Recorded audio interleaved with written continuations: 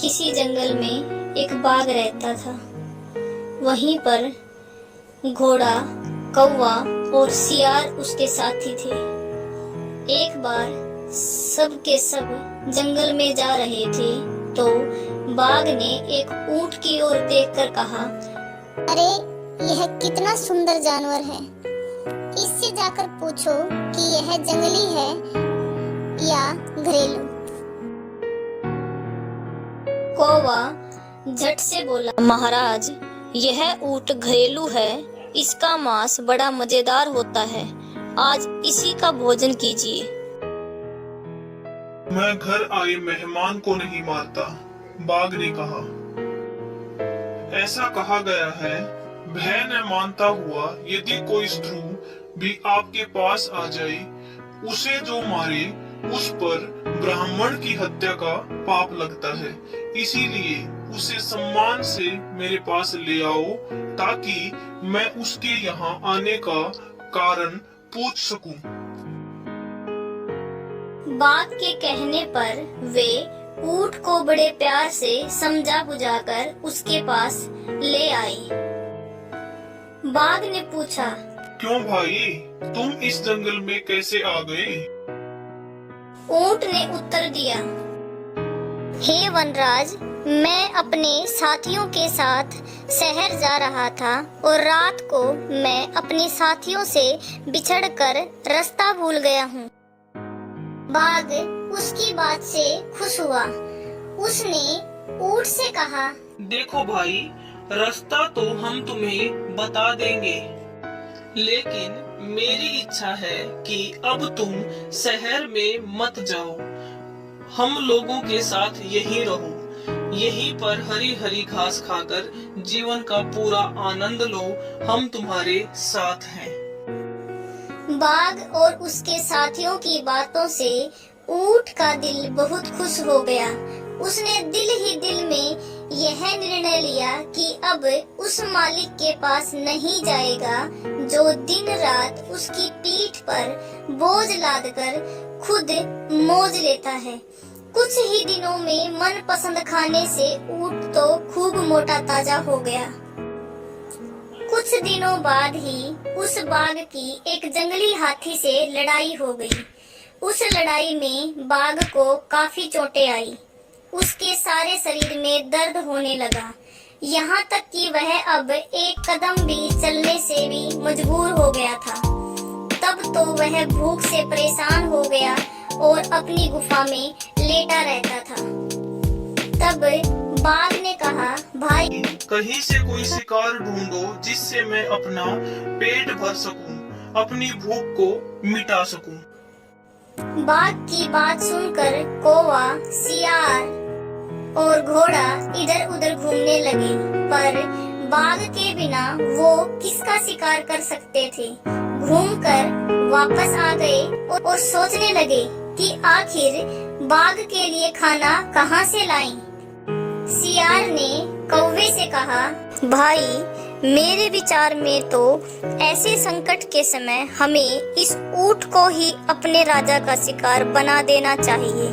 आखिर यह यहाँ पर मुफ्त का खा खा कर ही तो पल रहा है।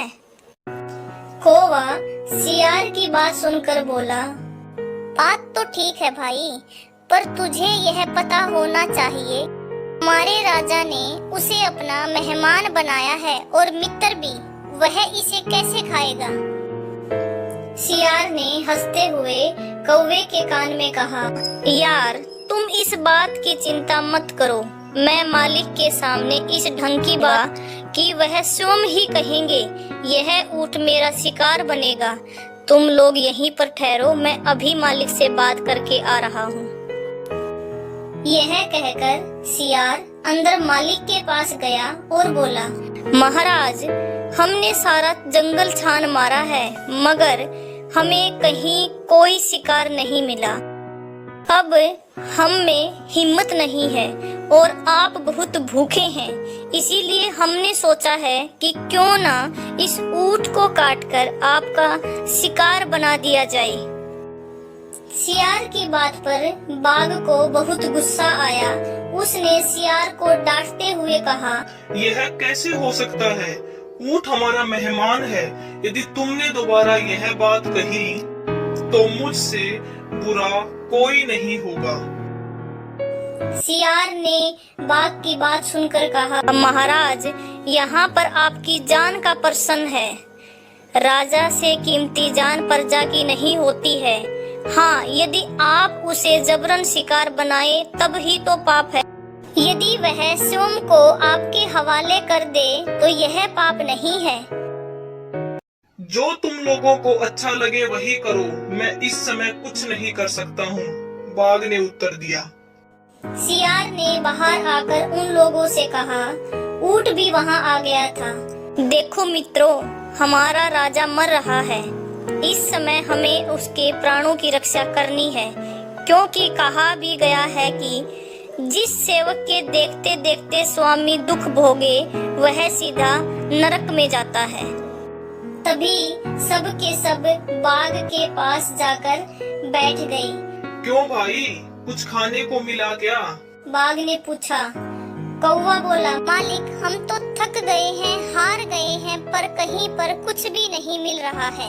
इसलिए आप मुझे खाकर ही पेट भर लें, इससे मुझे भी स्वर्ग की प्राप्ति होगी। कहा गया है, जो स्वामी के लिए खुशी से जान देता है उसे स्वर्ग की प्राप्ति होती है। कौवे की बात सुनते ही सियार बोला, नहीं भाई कौवे, तुम तो बहुत छोटे हो, तुम्हारे खाने से मालिक का पेट नहीं भरेगा। इसीलिए हे मेरे मालिक, मुझे ही खाकर अपना पेट भर ले, इससे मुझे भी मुक्ति मिल जाएगी। सियार के बाद घोड़े ने भी यही बात दोहराई, नहीं मेरे मालिक, मुझे खा ले, मुझे भी मुक्ति मिल जाएगी।